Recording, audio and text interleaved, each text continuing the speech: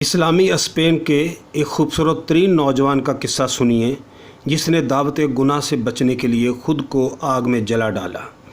اس واقعہ کے راوی امام ابن حزم ہیں۔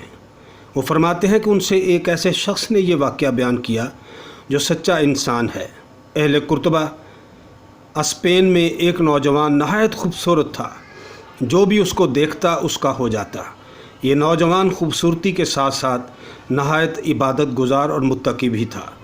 اس نوجوان کا ایک دوست تھا جس کے ساتھ اسے گہری محبت تھی اور وہ اپنی بیوی کے ساتھ کسی دوسری بستی میں رہتا تھا۔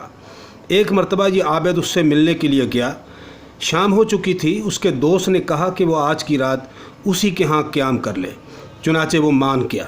اتفاق سے رات کے وقت اس کے دوست کو ساتھ والی بستی سے کسی اہم کام کے لیے بلاوا آ گیا اور وہ اسے یہ کہہ کر چلا گیا کہ تم میرا انتظار کرو، میں تھوڑی ہی دیر میں واپس آ جاتا ہوں۔ اب گھر میں اس کی بیوی اور یہ خوبصورت نوجوان اکیلے تھے۔ سردی کا موسم تھا اور بارش بھی ہو رہی تھی، اور یوں بھی اس علاقے میں سردیوں کی راتیں بڑی لمبی اور تاریک ہوتی ہیں۔ گھر میں نوجوان اپنے دوست کا انتظار کرتا رہا مگر وہ نہ آیا، حتیٰ کہ شہر کا دروازہ بند کرنے کا وقت ہو گیا۔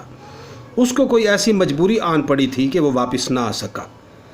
ادھر اس کی بیوی کو بھی جب یقین ہو گیا کہ اس کا خامد رات کو واپس نہیں آ سکے گا، چنانچہ اس نے بناؤ سنگھار کیا اور اس نوجوان کے پاس آ گئی اور اپنے آپ کو اس کے سامنے پیش کیا۔ نوجوان عابد نے انکار کر دیا مگر عورت نے بار بار اس کو دعوت گناہ دی۔ نوجوان تھوڑی دیر کے لیے بہکا مگر فوراً ہی سنبھل گیا۔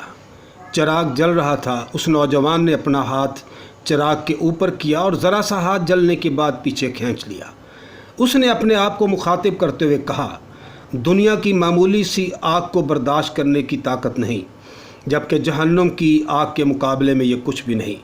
اس عورت نے پھر دعوت گناہ دی۔ نوجوان نے پھر اپنے جسم کو آگ کے قریب کیا۔ جسم جلا تو اس نے پھر پیچھے کر لیا۔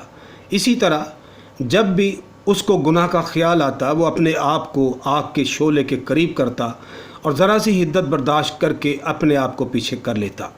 غرض کہ ساری رات اس نے اسی طرح جاگتے ہوئے اور توبہ استغفار کرتے ہوئے گزار دی۔ صبح ہوئی تو اس کا انگوٹھا آگ کی لپٹ کی وجہ سے سیاہ ہو چکا تھا۔ عزیزان محترم، امت مسلمہ کے جوانوں کے لیے اس واقعہ میں پورا درس موجود ہے۔ وہ آخر دعوانا ان الحمد للہ رب العالمین۔